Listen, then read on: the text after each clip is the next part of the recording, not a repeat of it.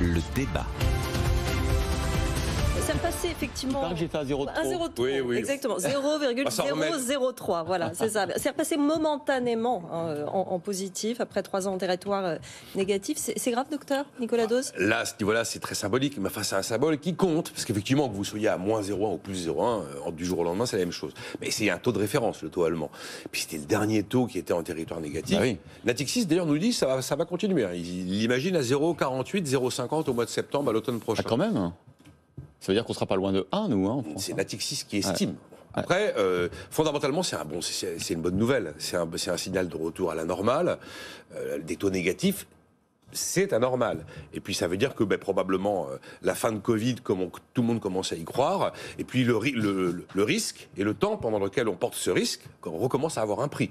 Quand le risque et le temps pendant lequel on porte ce risque n'ont plus de prix, c'est là où on voit effectivement les prix des actifs connaître des envolées qui sont elles aussi anormales. C'est pas un cas isolé, donc on est quand même sur quelque chose de solide. On voit que le 10 ans français, il est à 0,4, le 10 ans américain qu'on voyait à 1,4, 1,5, il est à 1,9 maintenant.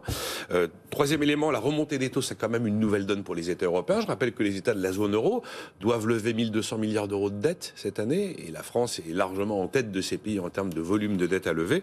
Et on risque, là, le risque potentiel, c'est de voir les spreads, les écarts de taux s'accroître entre la dette allemande et les autres pays. Parce que les assureurs, dans leur règlement interne, sont obligés de détenir de l'obligation publique dans leur bilan, mais pas en taux négatif. Donc ils se sont détournés de la dette allemande pendant à peu près 2 années. Ils vont revenir. Et probablement se détourner du coup de la dette d'autres pays.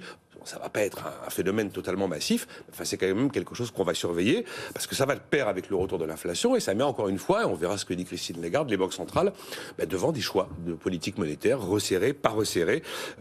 Mais en tout cas, je pense que cette situation va accélérer la volonté française de renégocier au plus vite le cadre budgétaire post-Covid avec les États européens. Alors la fin des taux négatifs, oui et non, parce que vous nous le rappelez souvent et vous avez raison, il y a aussi l'inflation qui flambe, et donc du coup, on est encore en territoire négatif très largement. Le taux réel, oui, bien oui, sûr. Le taux réel, si on fait la déduction du taux d'inflation, effectivement, est encore négatif. La question est de savoir si la tendance de l'inflation va se maintenir et simultanément la tendance d'évolution des taux va se maintenir.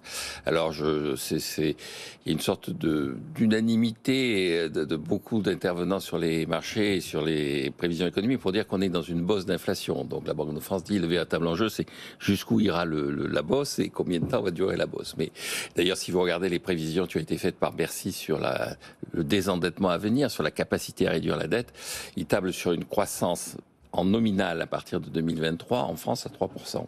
Donc c'est la croissance réelle plus l'inflation serait de l'ordre de 3%. Alors c'est important de dire ça parce que 3% c'est ce que devraient valoir les taux d'intérêt puisque le taux d'intérêt doit être égal au taux de croissance. C'est la règle depuis Robert Solow, Maurice Allais, tout ça, c'est la vieille règle de l'économie.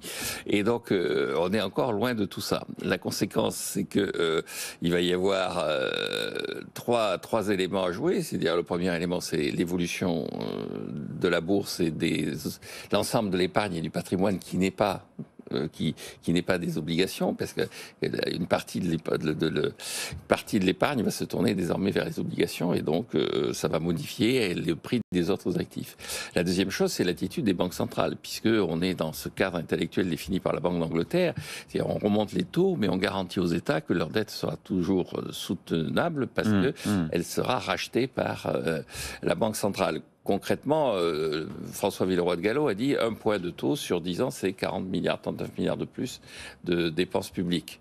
Mais ça dépend de l'attitude de la Banque centrale. C'est 39 milliards ou c'est 0 si la Banque centrale les achète.